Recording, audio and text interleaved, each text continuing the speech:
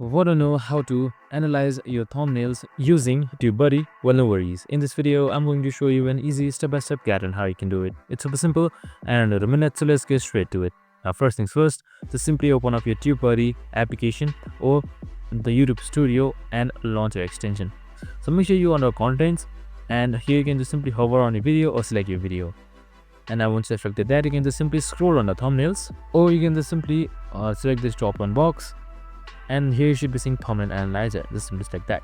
Now once you select the thumbnail analyzer, your video should open up with a detailed view, and once that is done, you can just simply analyze what kind of thumbnails is good for you and how your current thumbnails has its pros and cons. And that's it, super simple and easy. I hope this video helped. If it did, make sure to like, subscribe and tune in with us for more similar videos.